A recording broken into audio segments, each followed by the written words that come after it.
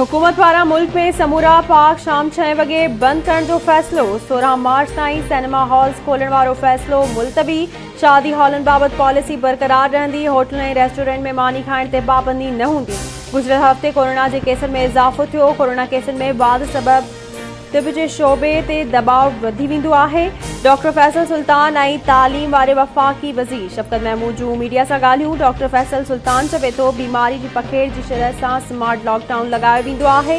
हुकूमत मास्क जे इस्तेमाल ते लगातार ज़ोर ॾेई रही आहे।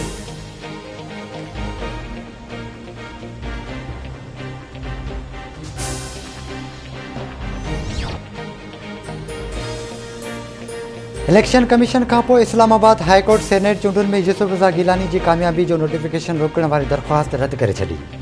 इस्लामाबाद हाई कोर्ट में यूसुफ रज़ा गिलानी जी सेनेट में कामयाबी ख़िलाफ़ PTI जी दरख़्वास्त ते ॿुधणी चीफ जस्टिस अतर मिनल्ला PTI MNA सां मुखातिब थींदे चयो त तव्हां वोटनि जे विकिरे जो इल्ज़ाम मड़े रहिया आहियो। वीडियो में उहे माण्हू बि शामिल आहिनि जेके तव्हां सां गॾु आहिनि। क्वारंटो जी रिट में वीडियो खे साबित करणु नामुमकिन आहे। अदालत खे पार्लियामेंट ते एतमाद आहे ऐं असां सदाईं पार्लियामेंटेरियंस जो एतिराम कयो आहे।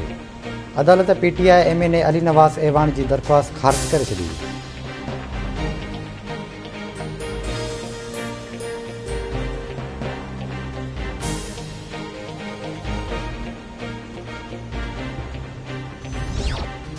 अॻूणे वज़ीर आज़म शाहिद खाकान अब्बासी चयो आहे त इमरान ख़ान जी ऑफिस में 70 करोड़ रुपया ॾिना विया।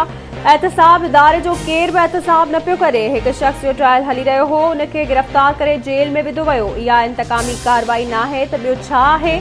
नून लीग अॻवान अहसन इक़बाल चवे थो बेबुनियाद ऐं कूड़नि केसनि खे मुंहुं ॾेई रहिया आहियूं। नैब जा कूड़ा केस अदालतुनि जो वक़्तु ज़ाया कनि पिया। मौजूदा हुकूमत खे मनसूबा मुकमल करणु नथा अचनि। मनसूबा ॾिसी अवाम नून लीग खे यादि कंदो आहे। मुल्की मईशत तबाह थी वई आहे। हुकूमत अवाम खे गुरबत तरफ़ धिकियो आहे।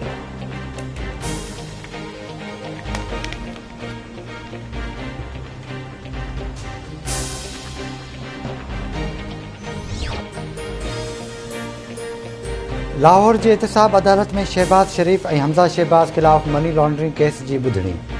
पंजाब असेंबली में मुखालिफ़ धुर अॻवान हमज़ा शहबाज अदालत पहुतो। एहतसाब अदालत पारां सिक्योरिटी सख़्त कई वई।